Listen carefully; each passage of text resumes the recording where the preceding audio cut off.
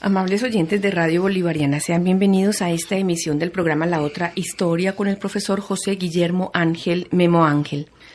Profesor Memo Ángel, tenemos en nuestra sociedad un problema que pareciese que cada vez se profundiza más y es el comportamiento de las personas en los lugares públicos, en sociedad. Es la convivencia ciudadana. Cada rato, pues, los alcaldes de turno emprenden campañas intentando que las personas tengan un buen comportamiento con los de su casa, con los vecinos, en los lugares públicos, etcétera. Hay marchas inclusive que tratan de propender para que la gente se maneje bien. Pero qué bueno que usted nos explicara un poco qué hace a un hombre, a una persona, a un ser humano comportarse bien. ¿Cuáles serían como las pautas a seguir para que las personas se puedan comportar bien? A ver, sí, una mera frase no hace nada. Nosotros estamos muy enseñados en los últimos años a llenarnos de frases, pero si la frase carece de modelo, claro, la frase no funciona. Por eso, desde los libros clásicos, lo primero que había que poner era el ejemplo, para que la gente entendiera qué es eso. Porque en un mundo sobrepoblado, que es el gran problema de las grandes ciudades, las ciudades sobrepobladas, las personas pierden su territorialidad, porque se vuelven enenes. Hoy en día se habla mucho de la anomia. O sea, cuando yo en la ciudad ya no tengo espacialidad, me muevo en ella, pero el espacio se reduce cada vez más. Y donde acciones ajenas a la vida en común nos enfrentan unos a otros. Por ejemplo, los hogares o el término hogar, que sería la primera sociedad humana, deja de tener validez cuando la gente de ahí apenas se ve por la noche cansada y en disposición de explotar por la tensión que llevan, por ejemplo. Ese es un problema grave, sobre todo en sociedades donde la gente se mueve del trabajo para la casa, del lugar para la casa, y no tiene un intermedio, ese intermedio necesario que provocaría en un momento dado que la gente se comportara mejor. En ese sentido, por ejemplo, los barrios argentinos eran muy buenos porque cada barrio tenía su club. Entonces la gente antes de llegar a la casa iba al club, no porque fuera a beber, no, sino que ahí había gente para conversar, para contar, o sea, creando una espacialidad necesaria entre lo que hago y el lugar donde reposo, pero un lugar intermedio donde yo esté en el mundo y me entere que ahí aparece el mundo. Eso es lo que justifica una cantidad de cafés a lo largo de Europa, ¿no? Entonces uno va a Madrid, por ejemplo, aparte de que España pues toda es parte más de África que de Europa, pero siempre están los lugarcitos donde la gente se reúne. Y de ahí ya llegan a sus espacios. Entonces, nosotros cuando hablamos de comportamiento, estamos hablando de ética. Es que se nos olvida esa palabra porque hemos llegado al punto de creer que la ética incluso es algo de relleno, cuando la ética es lo que hace al hombre. O sea, el hombre a lo largo de la historia ha ido descubriendo que hay formas de comportamiento que le hacen bien, y ese comportamiento tiene que ver con relación al otro, tiene que ver con mi comportamiento con la naturaleza, porque de ahí sale todo, mi comportamiento con la inteligencia, porque ahí aprendo todo. Nosotros estamos en un medio muy agresivo donde a la misma inteligencia le estamos insultando. O sea, el hombre se vuelve inteligente en la medida en que va entendiendo el mundo, en la medida en que es sensible, en la medida en que es creativo, en la medida en que se siente satisfecho de poder pensar en orden, que a eso apuntaría la ética. No, es que cuando nosotros hablamos de esos comportamientos, comportarse es no desmesurarse. Por eso alguna abuelita o alguna mamá antes le decían al hijo, compórtese bien, compórtese. O sea, no rompa las limitaciones. Entonces, cuando uno ve esas campañas de compórtate, pero ¿cuál es el modelo primero? ¿Quién se está comportando bien para seguirlo? El hombre es un gran seguidor, ha sido un gran seguidor a lo largo de la historia de los buenos modelos. Lo que pasa es que el ejemplo es lo que arrastra. Sí, claro, es que sin ejemplo no hay nada. O sea, en muchas empresas las campañas de calidad fracasan porque las empezaron en la empresa y no las empezaron en la casa de los trabajadores. O sea, si el trabajador tiene calidad en su casa y le enseñan a tener calidad en su casa, cuando llegue a la empresa no va a tener ningún problema en aplicar esa calidad, porque ya sabe que funciona. Pero lo que está pasando hoy en día es primero la frase sin modelo. Así, dígame quién hace eso. Claro. Porque si vive bien yo lo quiero imitar. Pero si no aparece, cuando uno ve, y volviendo pues a la frase que usted tocó, el comportamiento, compórtate, ¿cuál es el comportamiento de la gente frente al planeta? Eso es lo que hay que cuestionar. Compórtese bien frente al planeta. ¿Cómo lo hace fulano? Pero es que en unas sociedades tan gigantes, con tanta gente, Memo, ¿quién puede ser el modelo? Pues nosotros, difícil. Si usted habla de Don Quijote, todo el mundo le va a decir que era un loco montado en un caballo. ¿Cierto? ¿Saben quién es Don Quijote? Si nosotros hiciéramos campañas para entender a través de personajes quién ha hecho cosas buenas, por ejemplo. Aunque no estén vivos. Aunque no estén vivos, todo el mundo sabe quién es Einstein. ¿Cómo se comportó Einstein con la ciencia? ¿Cómo se comportó frente a la física? ¿Qué fue lo que le interesó? Y a partir de ahí, porque llegó a ser violinista. ¿Cierto? O sea, mezcló lo científico con lo sensible. Y en un momento dado, la música que hizo de él. Y con una cosa muy interesante, Einstein, que logra pasar a la historia, que se vuelve necesario, fue un hombre que nunca se movió con excesos de dinero, siempre fue de clase media, por ahí iba en una bicicleta. Entonces, esos son los modelos, ¿cierto? Son los grandes modelos. Como nosotros necesitamos, diría yo, 4 tipos de modelos. O sea, primero un modelo de pensamiento. ¿Quiénes han pensado en orden? Para aprender a pensar en orden, que esa es una forma de comportamiento. Uh-huh. En las sociedades sobrepobladas, que es un problema gravísimo, el pensamiento en orden se pierde. Entonces la gente explota, no es capaz de pensar qué pasó, ni cuáles son las causas, y dentro de lo que pasa, qué parte de la culpa la tengo yo. Porque uno también va teniendo culpa, ¿no? Entonces uno dice, bueno, entonces ¿cómo voy a corregir la culpa? Entonces voy a botar las basuras donde haya que botarlas, voy a tratar de no contaminar más, voy a tratar.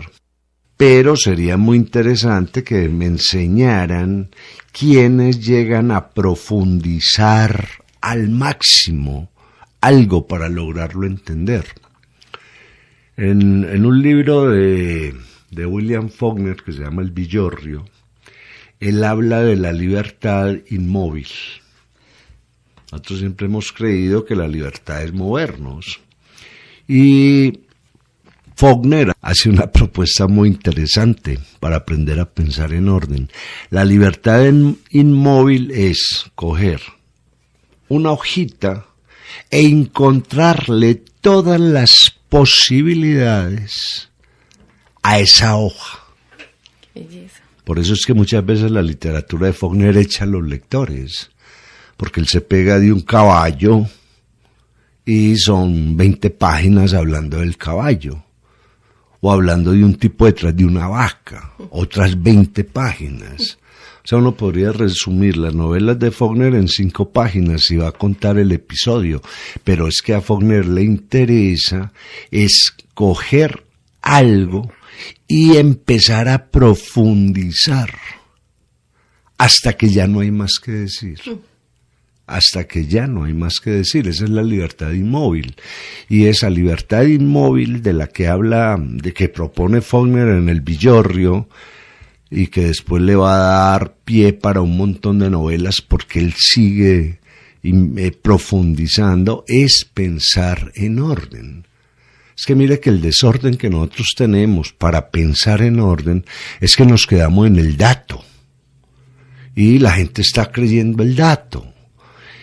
Y no contextualiza el dato.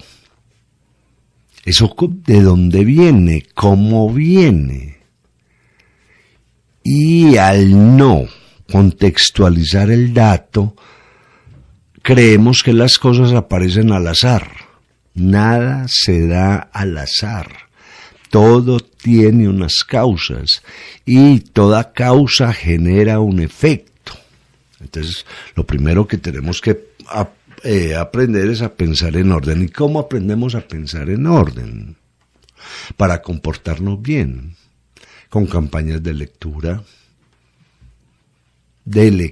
grandes escritores.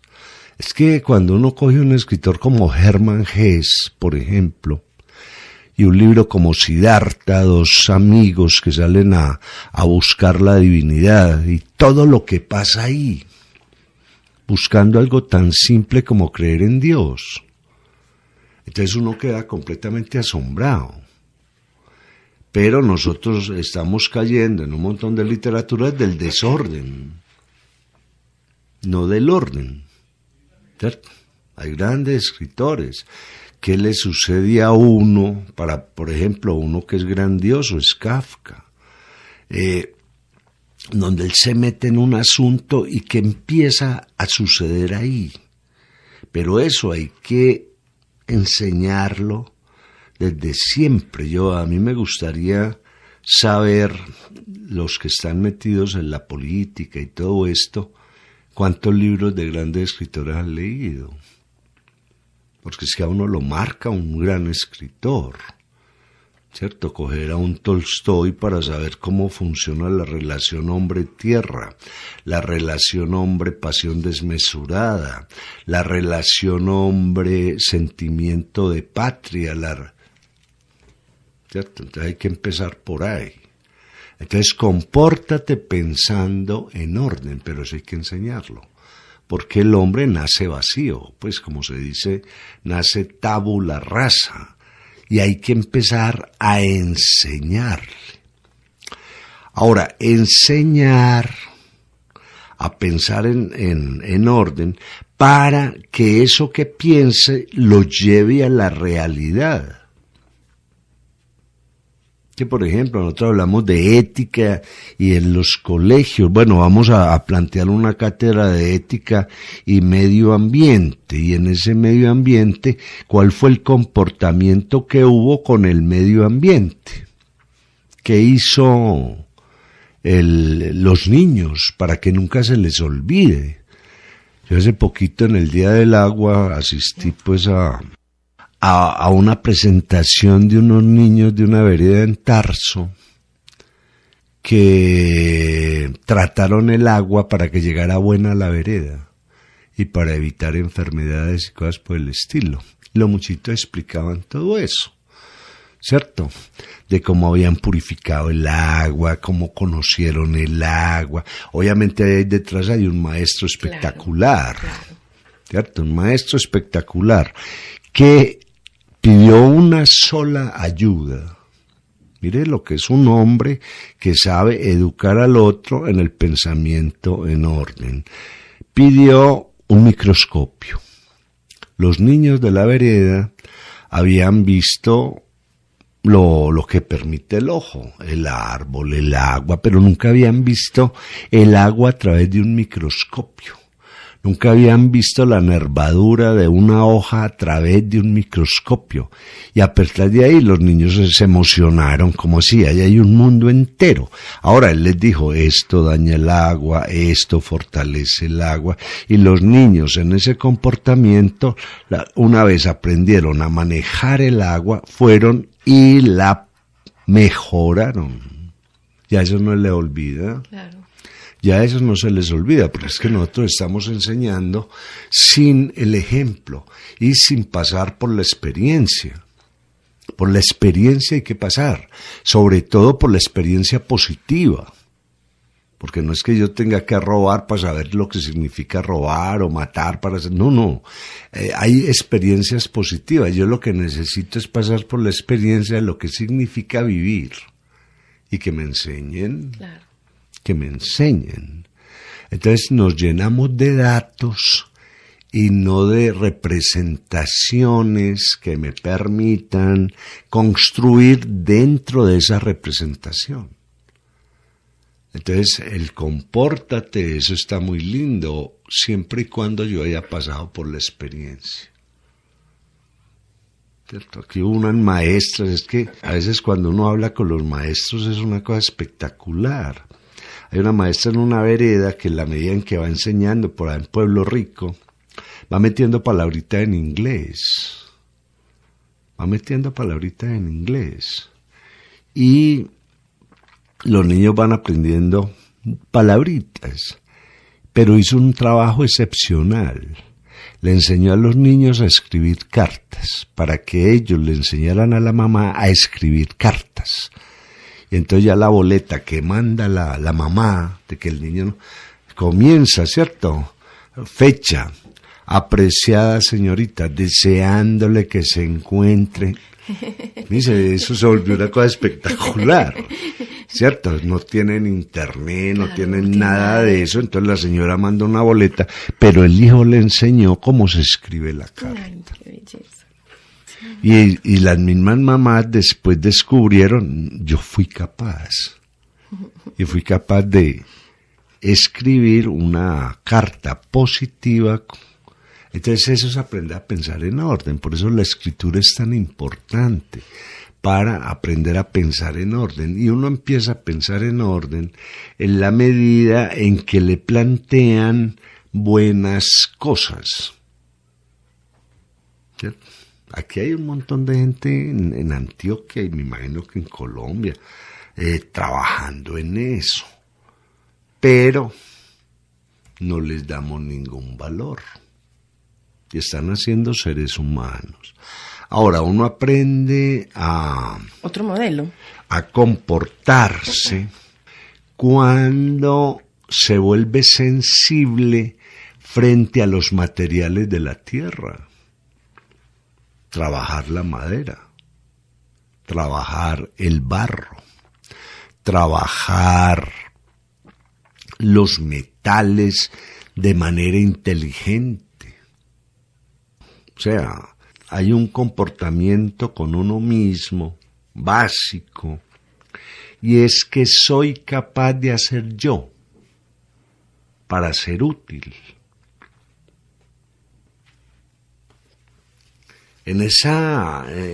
Ahí hay un comportamiento. A ver, yo voy a trabajar con barro y voy a hacer vasijitas, y ahí empieza el comportamiento, cómo hacer la vasija, qué herramientas utilizar, o al menos qué palitos utilizar, cómo secarla, cómo utilizar lo que queda, cómo para producir bien mantener el espacio en buen estado. Que en algún programa lo dijimos, o creo yo, pues. Cuando Da Vinci llega al taller del Verrocchio, que es el que le va a enseñar, el primer trabajo de Da Vinci como aprendiz no es pintar. Lo pone a organizar el taller. Bárralo, me limpia los pinceles, me los ordena, me clasifica los colores, tapa los frasquitos donde están los pigmentos, y en esa se pasó el primer año. Da Vinci, quiero pintar, no, sí, ¿no? Después, la segunda fase, tráigame tal pincel, tráigame tal color, para saber si ya sabía el tipo de pincel cuál era, los colores cuáles eran, vamos a trabajar sobre este material, púlame esta tabla, porque ellos pintaban mucho sobre tablas, de hecho pintaban sobre tablas, pues donde el Verrocchio. Hasta que ya, ahora sí, raye, pero ya conocía cómo ordenar el taller, claro, conocía cada elemento que había en el taller. Ahora sí, empiece a pintar,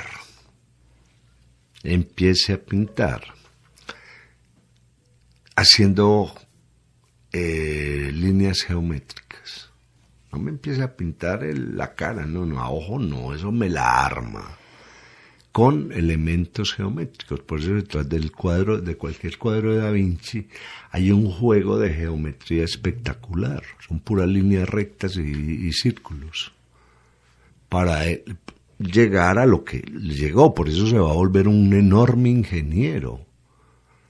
¿Cierto? Porque le enseñaron primero dibujo técnico. Y después vuelvo a lo arte. Cubra eso, y eso después les va a servir, por ejemplo, eso va a producir un gran arquitecto que se llama Le Corbusier, que miraba los edificios y los pintaba haciendo la estructura geométrica del edificio, y después vamos a ver cómo lo hicieron en términos de geometría. Entonces empieza lo sensible, el contacto con los materiales, el contacto con la naturaleza, saber que yo tengo ojos para ver, oídos para oír, dedos para tocar, nariz para oler. Pues eso se me olvidó, y es que eso es parte del comportamiento.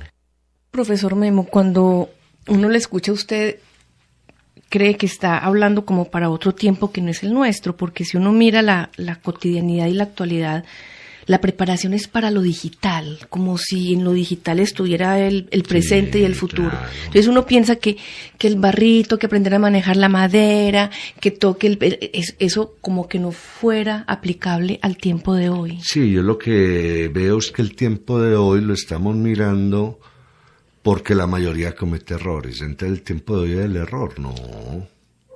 Una persona que sepa dibujar bien, que sepa un dibujo técnico con la mano, coge una computadora y hace lo que usted quiera, porque sabe qué está pasando en la computadora. El problema es cuando yo me meto en la computadora y eso hace un trabajo y yo no sé qué pasa. Eso porque lo está haciendo. Es que la pregunta es, y esa es una frase que hemos usado aquí del profesor Jorge Manrique, la pregunta no es eso qué es, sino eso cómo lo hicieron. Entonces, sentarse en la computadora, y eso por qué se hizo así. Y eso lo logro yo saber cuando lo hago a mano. Esa perspectiva salió así, por esto, esto y esto. Entonces ya es el doble. Es obvio de que una impresora, por ejemplo, 3D, es capaz de producir un pocillo, es capaz de producir una tuerca, es capaz de producir... Pero el otro simplemente está viendo que la produce, pero cuando él la tenga que hacer, ¿qué? Porque es que también nos estamos confiando de un montón de cosas. El hombre, cuando pierde la mano, en el sentido de hacer cosas con la mano, prácticamente pierde el futuro. porque es que yo frente al futuro no tengo más opción que lo que sé hacer con la mano. O sea, supongamos que hay una guerra y no sé, lo que sea, o el clima se volvió agresivo y todo esto se congeló. Ahí los primeros que van a funcionar son los que saben manejar la mano. Esos son los primeros, los que son recursivos, los que entienden que hay algo que si bien la máquina lo hace, yo también lo puedo hacer, y en un momento dado le agrego cosas que la máquina no es capaz de hacer. Es que estamos cayendo en la sociedad de la comodidad. La comodidad es muy rica, indiscutiblemente. Hay unas sillas que uno se sienta ahí y no se quisiera volver a parar. Eso es espectacular, pero si me quedo ahí se me olvida caminar. Entonces los sentidos que tenemos tienen que estar en contacto con lo que vemos, lo que oímos, que es lo que nos indica que estamos vivos. El problema es cuando yo me olvido de los sentidos, cuando dejo de pensar con base en lo que veo, huelo, oigo, toco. Es que eso es muy primitivo, pero es que eso es lo que hace un hombre. Es la base del hombre. Es la base. Y lo que hemos olvidado mucho es la base. Se nos está olvidando, pues que se nos está olvidando tanto la vida que creemos que el dinero se puede comer. Que si tengo dinero solucioné todo. Peor, que el dinero se puede respirar. Sí, es una cosa pues miedosísima. Y entonces el comportamiento mío conmigo mismo, ¿cuál es? Es que el comportamiento mío conmigo mismo es lo que soy capaz de hacer bonito. Porque si lo hice bonito, es porque yo por dentro soy bonito. Lo que no pasa con una máquina. Una máquina puede ser operada por un hombre completamente destrozado y la máquina hace su trabajo. Pero un artista, o alguien sensible con la naturaleza está dejando ahí lo que el buen espíritu que tiene. Una señora que borda y borda cosas muy bonitas es porque ella es muy bonita por dentro. Si estuviera ofuscada no es capaz de hacer eso. Si estuviera pensando mal no es capaz de hacer eso. Entonces sí, son cosas muy primitivas, pero son las únicas que me dan futuro el día de mañana, porque es que el futuro no lo estamos destruyendo a una velocidad tan impredecible que a lo último sobrevive el que sea sensible. Ahora viene el asunto de comportamiento con la espiritualidad. ¿Qué tan espiritual es una persona? No necesariamente el más religioso es el más espiritual, ojo. El más espiritual es el que considera que en primera instancia que el mundo es hermoso. Por eso uno coge los grandes espiritualistas y esta gente domina el mundo, lo domina. Una vez hablando de los versos de Juan de la Cruz, el canto espiritual, esos primeros 11 estrofas donde no hay un solo adjetivo, Juan de la Cruz dominaba el paisaje, dominaba el piso, dominaba, porque de lo contrario no. Porque hay gente que cree que la espiritualidad es huir de la realidad, no, esa no es la espiritualidad, es entenderla. Ahí están las cosas. Todos los principios budistas. Hay un hombre dentro del catolicismo completamente maravilloso que se llama Thomas Merton, la montaña de los 7 círculos, ¿cierto? A lo que llega un hombre espiritual, sin escaparse de la vida, para nada. Y lo mismo van a aparecer hombres tremendamente valiosos, por ejemplo Martin Buber en el judaísmo, un hombre de una espiritualidad muy alta, tremendamente alta. Por eso incluso se atrevió a hacer ese libro de ¿qué es el hombre? Pero el hombre lo tenemos que ver por lo mejor, porque eso es lo que puede alcanzar el hombre, no por lo peor, que es lo que destruye al hombre, ¿cierto? Y la tesis de Buber es muy fuerte. Por eso es la tesis del concepto del prójimo, es la tesis del extender puentes entre uno y otro, es la tesis del encuentro. Porque cuando se analiza Buber está pensando, un hombre llega a ser un hombre cuando desarrolla lo mejor que hay en él. Y lo mejor que hay en un hombre es saber hacer una pregunta. Eso es lo mejor que hay en un hombre. Y que otro se la responda, porque vamos a mejorar. Por eso Martin Buber establece las palabras primordiales del yo y el tú. Y ese yo cómo se construye porque hay un tú. Y ahí es donde viene el asunto de la espiritualidad. ¿Cuántas preguntas le estoy haciendo a ese tú que hay ahí?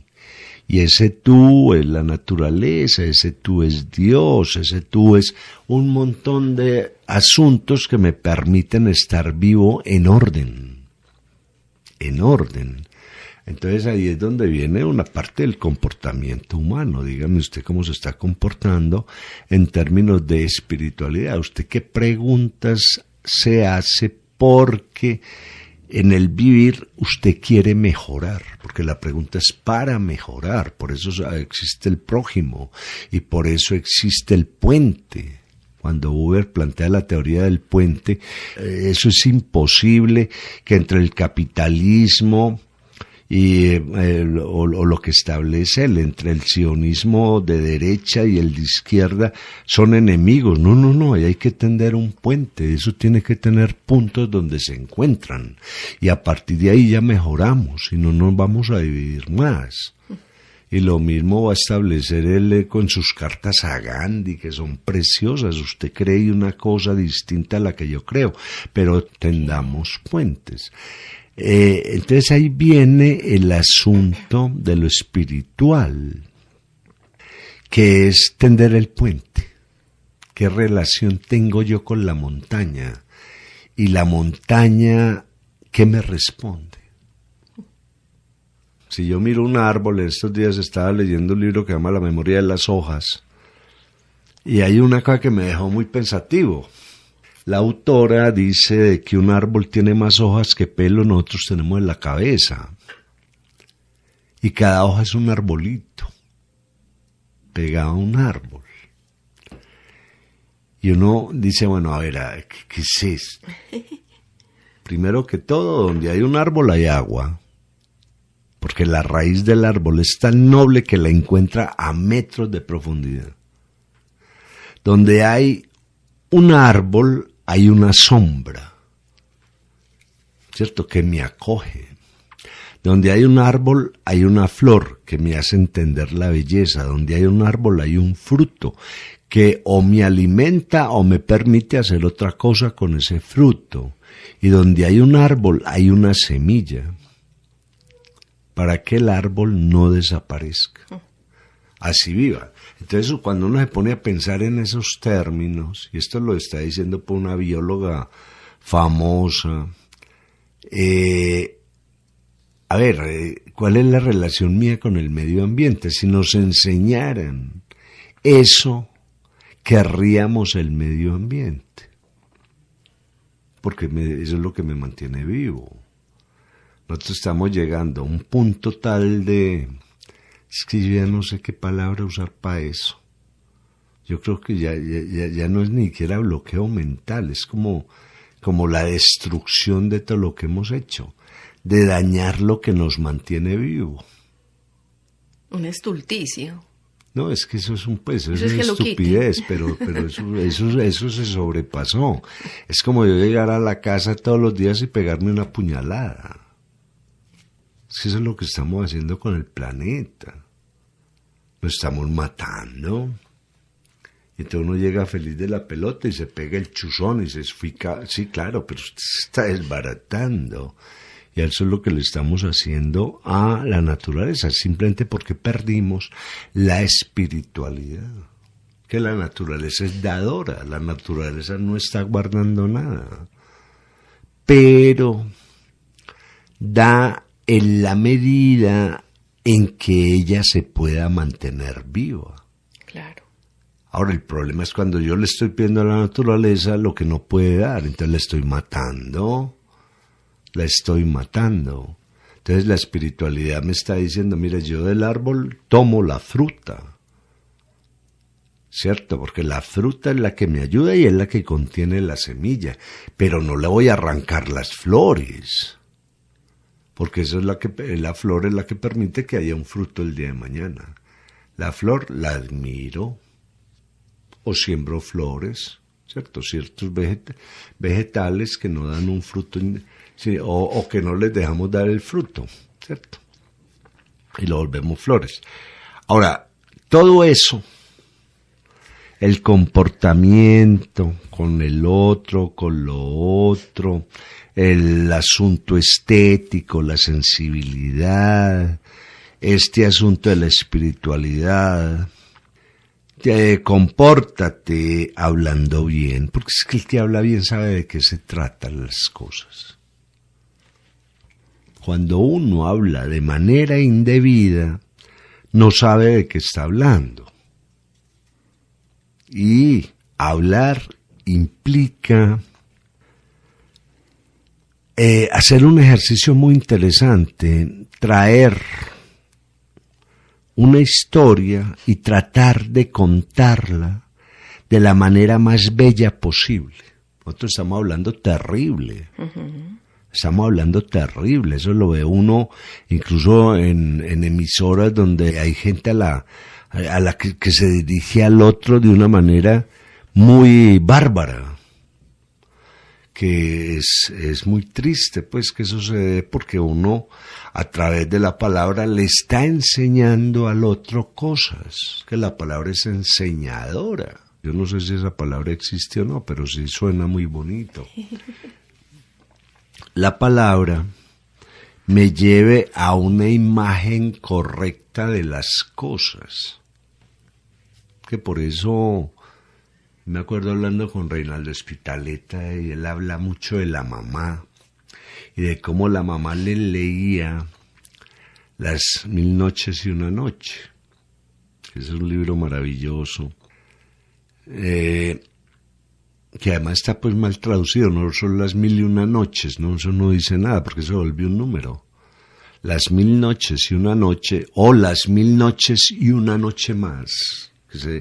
Que me puse yo a averiguar y parece que esa es la traducción correcta. Implica las muchas noches y otra noche. Eso es muy distinto a dar un número. Y le contaba a Reinaldo cómo la mamá le leía ese libro, y ese libro leído es una conversación exquisita. Si usted quiere aprender a hablar, le hace las 1001 noches. Ahí le adjetivan como es correcto, le cuentan una historia, lo mantienen en vilo. Por eso los grandes contadores de historias siempre se dieron o en la selva o en el desierto, que son muy lindos. Yo me acuerdo un libro de Vargas Llosa que se llama El Hablador, es una novela doble. Donde una tribu en el Amazonas cada 5 años llama a un hombre para que les cuente quiénes son ellos.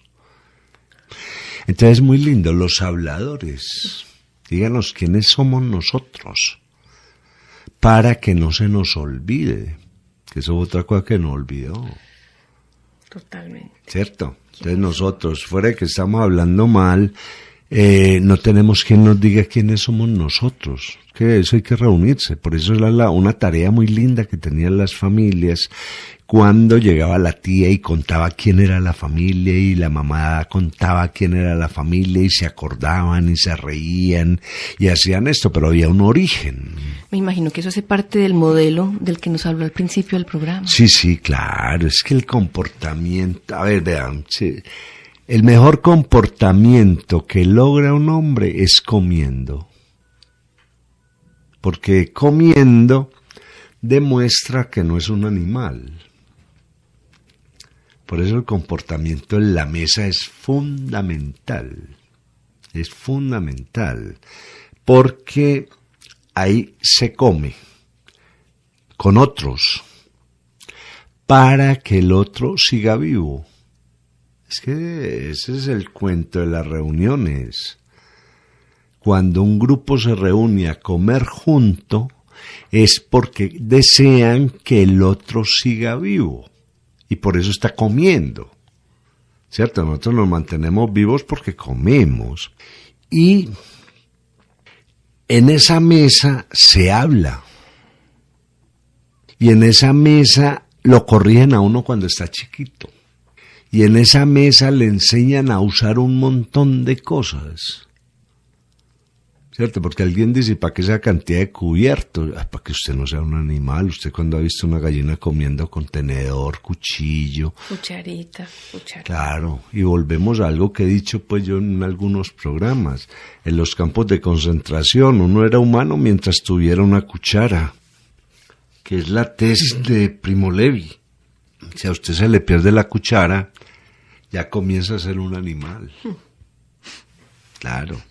Entonces aparece esa reunión en casa, que eso es fundamental para el comportamiento. Ahora, en la sociedad moderna, pues ya la familia extensa tiende a desaparecer, etcétera, etcétera, pero los seres humanos se pueden reunir. Que yo creo que aquí se han cometido muchos errores y ese es uno de los problemas que tiene la ciudad. Primero, se acabó con el barrio. Entonces ya la persona carece de territorialidad, carece de reconocimiento. ¿Quién es él en el barrio? Antes la gente era de la América, antes la gente era de Belén, la gente era de Buenos Aires, de Prado Centro, de Laureles. Y esa es la consecuencia de las construcciones verticales. Sí, claro, es que toda verticalización trae vecinos que ya no son vecinos. Que ya no son vecinos. Se pierde el vecindario, claro, ese es parte del problema. Y aparece la anomia, no saber quién es el otro. No saber quién es el otro. Por eso los europeos defienden tanto vivir en casas, porque el vecino existe. De hecho, la mayoría de la gente que vive en edificios son inmigrantes, otro tipo de gente que ya llega con anomia, o sea, tienen que vivir donde les permitan. ¿Usted había dicho alguna vez que son los más pobres, quizá? Sí, claro, porque es que la casa implica no solamente el mundo que yo quiero crear al interior, sino también un lugar en la tierra en lugar de otro, al lado de otro.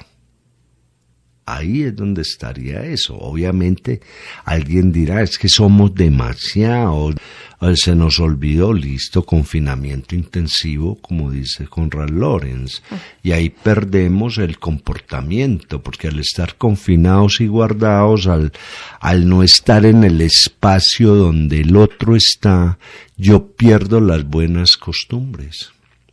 Que ese es el asunto, por ejemplo, del espacio público. El espacio público es el que nos moraliza, porque yo en el espacio público no puedo hacer lo que hago cuando estoy solo. Y cuando está solo hace lo que sea. Pero, ¿qué lo controla uno? La espacialidad pública. Y en un momento dado, que era una cosa muy interesante, las viejas casas no dejaban que nadie se encerrara, para que hubiera comportamiento moral. O sea, es que aquí nos estamos viendo. Y para que podamos tener un buen comportamiento, somos jueces el uno del otro.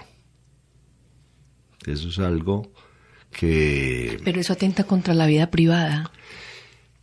Contra la vida privada... Eso tiene su discusión, porque es que una cosa es la vida privada, otra cosa es la vida íntima, otra cosa es la vida del que está huyendo de los demás.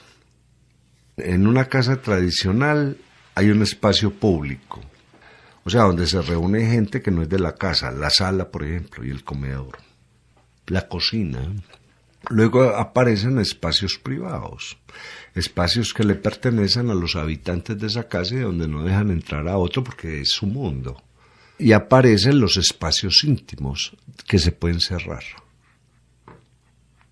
Entonces no hay ningún problema, porque es que la vida privada no es hacer lo que yo quiera, la vida privada es el inicio de la sociedad dentro de unos límites que son las paredes de la casa. Esa es la vida privada, donde se busca el mejor sitio para vivir,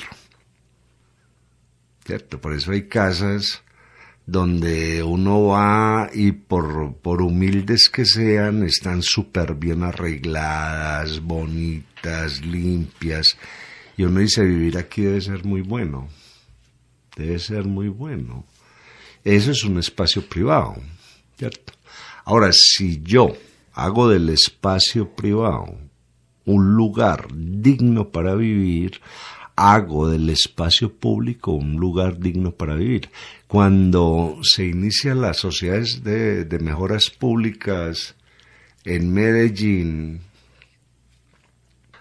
las señoras, que son las que van a configurar la sociedad de mejoras públicas en la época de Carlos R. Restrepo, un presidente conservador que era muy liberal, pues tan liberal que era el suegro de Fernando González.